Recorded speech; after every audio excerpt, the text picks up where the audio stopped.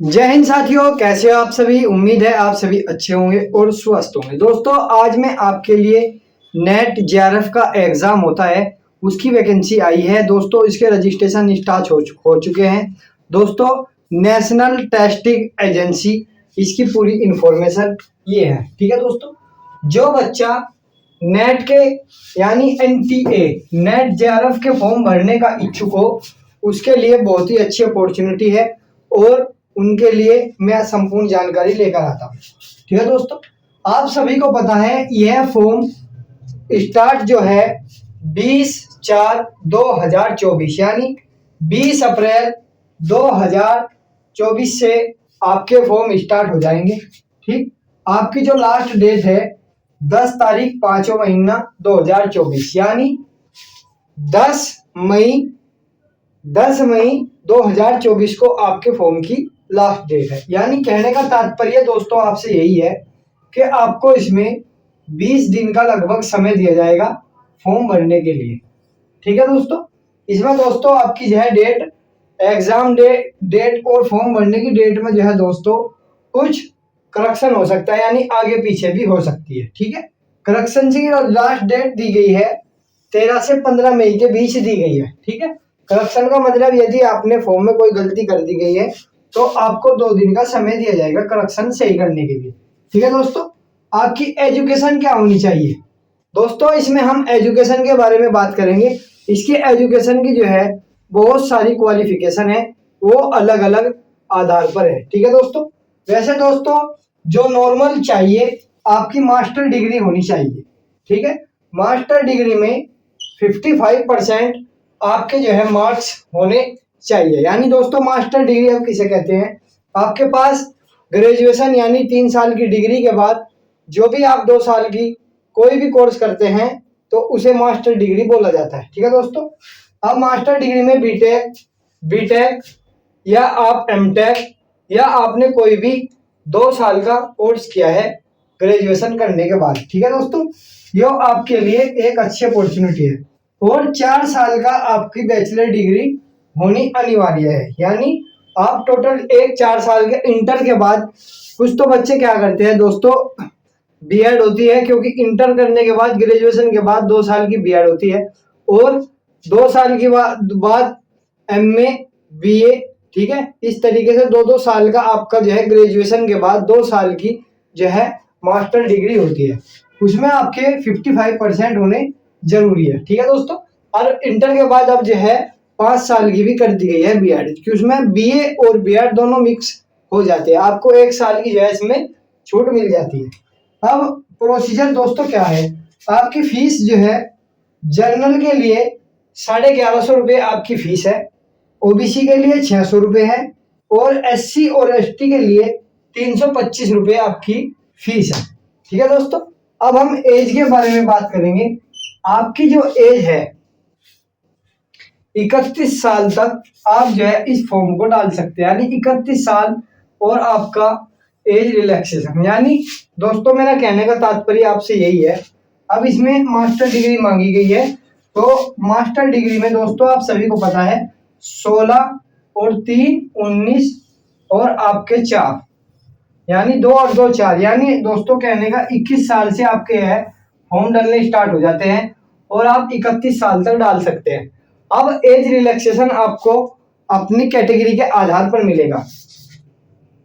General को central government में कोई भी रिलैक्सेशन नहीं दिया जाता।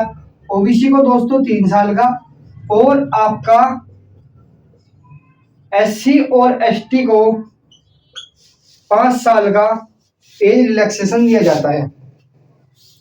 ईडब्ल्यूएस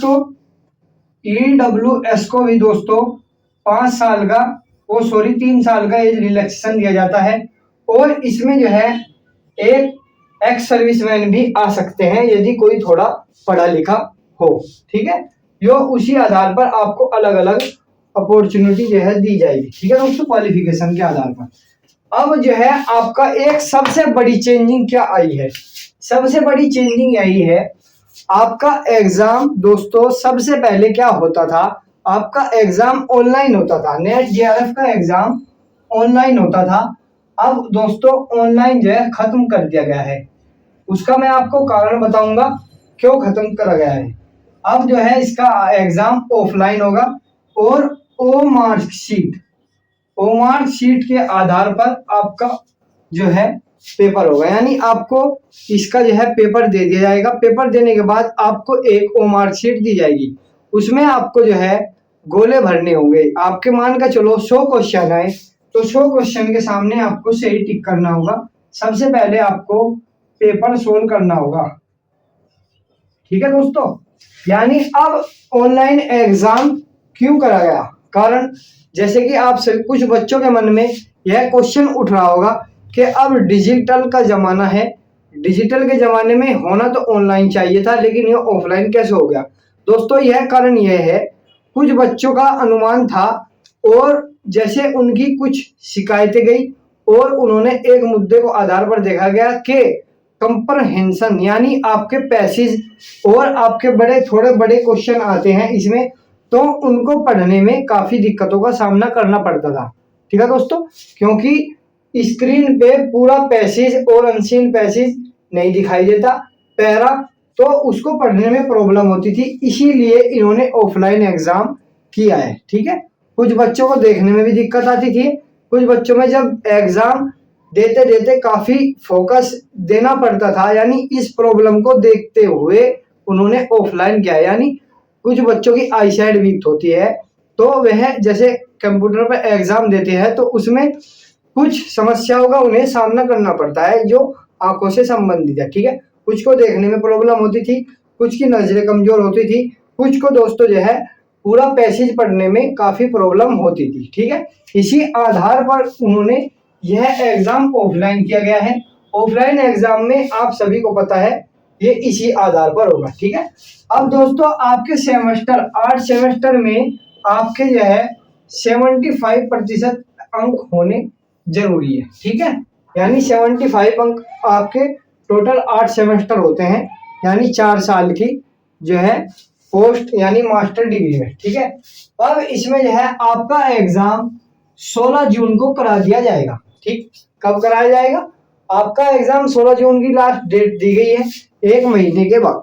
मेरा आप सभी से निवेदन है चैनल को सब्सक्राइब कर ले, आपको हर भर्ती की छोटी छोटी इंफॉर्मेशन मिलती रहेगी, ठीक है दोस्तों। इसीलिए आप एक बात का और ध्यान रखें, आप जब भी एग्जाम की तैयारी करें तो दोस्तों आप ऑफलाइन एग्जाम दें, ठीक है। ऑफलाइन टेस्ट सीरीज चलाएं और उसी आधार पर आप तैयारी करें। अब जो है इसमें यही सबसे बड़ा चेंजिंग किया गया है कि इसमें ऑफलाइन और ओ मार्कशीट बेस ओनली आपका जो है पेपर होगा, ठीक है दोस्तों। यदि कोई छात्र नया है प्लीज आप सभी से रिक्वेस्ट है चैनल को सब्सक्राइब कर ले और लाइक करें, शेयर करें। जय हिंद, जय भारत।